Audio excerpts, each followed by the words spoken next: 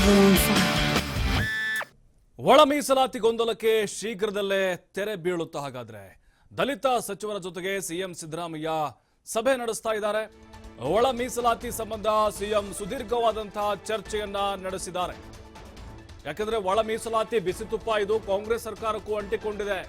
ಮಾದೇವಪ್ಪಗೆ ನಿನ್ನೆ ಒಬ್ಬ ಯುವಕ ತರಾಟೆಗೆ ತೆಗೆದುಕೊಂಡ್ಬಿಟ್ಟ ಬಹಿರಂಗವಾಗಿದೆ ಮತ್ತು ಆ ಸಮುದಾಯದ ವಿರೋಧ ಕೂಡ ವ್ಯಕ್ತವಾಗ್ತಾ ಇದೆ. ಮುಖ್ಯಮಂತ್ರಿಗಳು ಇದಕ್ಕೇನಾದರೂ ಪರಿಹಾರ ಕಂಡುಕೊಳ್ತಾರಾ? ಕಾಂಗ್ರೆಸ್ ಸರ್ಕಾರ ಒಳ ಮೀಸಲಾತಿ ಜಾರಿಗೆ ಬದ್ಧವಾಗಿದೆ.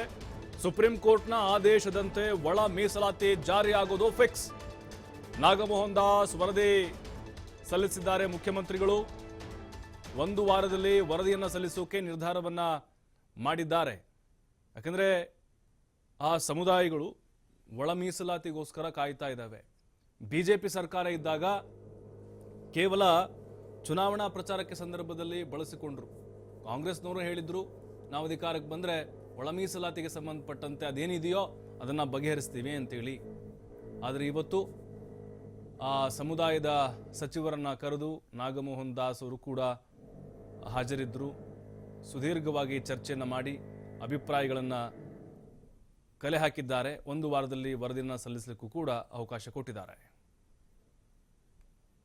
ಕಲ್ಯಾಣ ಇಲಾಖೆ ಅಧಿಕಾರಿಗಳು, ಮುಖ್ಯಮಂತ್ರಿಗಳ ಪ್ರಧಾನ ಕಾರ್ಯದರ್ಶಿಗಳು ಮತ್ತು ಇನ್ನಿತರ ಅಧಿಕಾರಿಗಳೆಲ್ಲೂ ಸೇರಿ ಸುದೀರ್ಘವಾಗಿ ಒಳ ಮೀಸಲಾತಿಯ ಜಾರಿಯ ವಿಷಯದಲ್ಲಿ ಆಗಿರ್ತಕ್ಕಂಥ ಪ್ರಗತಿಯನ್ನು ಸಮಿತಿಯ ಅಧ್ಯಕ್ಷರು ಸುದೀರ್ಘವಾದಂಥ ವಿವರಗಳನ್ನು ಒದಗಿಸ್ಕೊಟ್ಟಿದ್ದಾರೆ.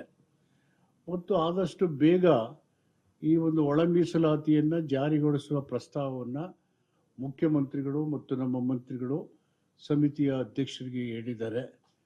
ಈ ಹಿನ್ನೆಲೆಯಲ್ಲಿ ಕಾಂಗ್ರೆಸ್ ಪಕ್ಷ ಮತ್ತು ಕಾಂಗ್ರೆಸ್ ಸರ್ಕಾರ ಒಳ ಮೀಸಲಾತಿಯ ಜಾರಿಗೆ ಬದ್ಧತೆಯನ್ನು ಈಗಾಗಲೇ ಪಕ್ಷದ ಪ್ರಣಾಳಿಕೆಯಲ್ಲಿ ಮತ್ತು ಸಚಿವ ಸಂಪುಟದ ತೀರ್ಮಾನದಲ್ಲಿ ಒತ್ತಿ ಹೇಳಿದ್ದೇವೆ. ಈ ತೀರ್ಮಾನದ ಅನುಷ್ಠಾನ ಸುಪ್ರೀಂ ಕೋರ್ಟಿನ ತೀರ್ಪಿನ ಹಿನ್ನೆಲೆಯ ಸಾರಾಂಶಗಳನ್ನು ಒಳಗೊಂಡಿರ್ತಕ್ಕಂಥ ದತ್ತಾಂಶಗಳ ಆಧಾರದ ಮೇಲೆ ಒಳ ಮೀಸಲಾತಿಯನ್ನು ಜಾರಿ ಮಾಡ್ತೀವಿ ಅಂತ ಹೇಳಿರ್ತಕ್ಕಂಥ ವಿಷಯಗಳನ್ನು ಸುದೀರ್ಘವಾಗಿ ಚರ್ಚೆ ಮಾಡಿ ಇನ್ನು 1 ವಾರದ ಒಳಗಡೆ ಜಸ್ಟಿಸ್ ನಾಗಮೋಹನ್ ದಾಸ್ ಅವರು ಮಧ್ಯಂತರ ವರದಿಯನ್ನು ಸರ್ಕಾರಕ್ಕೆ ಒಪ್ಪಿಸಲಿದ್ದಾರೆ. ಸರ್ಕಾರಕ್ಕೆ ಮಧ್ಯಂತರ ವರದಿ ಬಂದ ಮೇಲೆ ಆ ಸುಪ್ರೀಂ ಕೋರ್ಟಿನ ನಿರ್ದೇಶನದ ತತ್ವಗಳ ಹಿನ್ನೆಲೆಯಲ್ಲಿ ಆಗಿರ್ತಕ್ಕಂಥ ಬೆಳವಣಿಗೆಗಳನ್ನು ಗಮನದಲ್ಲಿ ಕೊಟ್ಟು ಒಳ ಮೀಸಲಾತಿಯ ಜಾರಿಯ ಬಗ್ಗೆ ಸೂಕ್ತ ಕ್ರಮವನ್ನು, ಒಳ ಮೀಸಲಾತಿಯ ಪರವಾದಂಥ ನಿರ್ಧಾರವನ್ನು ಮಧ್ಯಂತರ ವರದಿ ಬಂದ ಮೇಲೆ ಚರ್ಚೆಯಲ್ಲಿ ತೀರ್ಮಾನ ಆಗಿರ್ತಕ್ಕಂಥ ಸಂಗತಿ.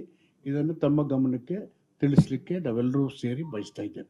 ಸಮಾಜ ಕಲ್ಯಾಣ ಇಲಾಖೆ ಮಾದೇವಪ್ಪನವರು ಹೇಳಿದಾಗೆ ಇದನ್ನು ನಾವು ನಮ್ಮ ಪ್ರಣಾಳಿಕೆಯಲ್ಲಿ ಹೇಳಿದ್ದೇವೆ.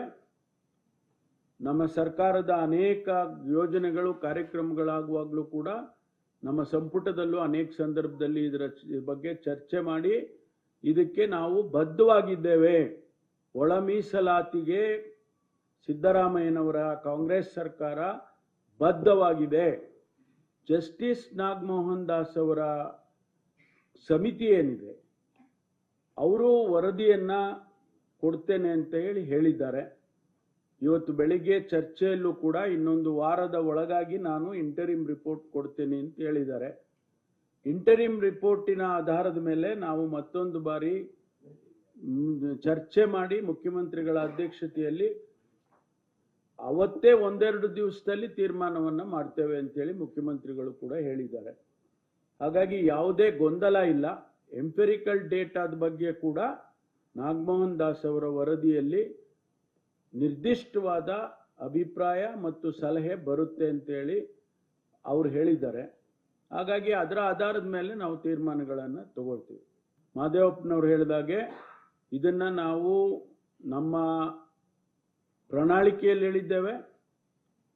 ನಮ್ಮ ಸರ್ಕಾರದ ಅನೇಕ ಯೋಜನೆಗಳು ಕಾರ್ಯಕ್ರಮಗಳಾಗುವಾಗಲೂ ಕೂಡ ನಮ್ಮ ಸಂಪುಟದಲ್ಲೂ ಅನೇಕ ಸಂದರ್ಭದಲ್ಲಿ ಇದರ ಬಗ್ಗೆ ಚರ್ಚೆ ಮಾಡಿ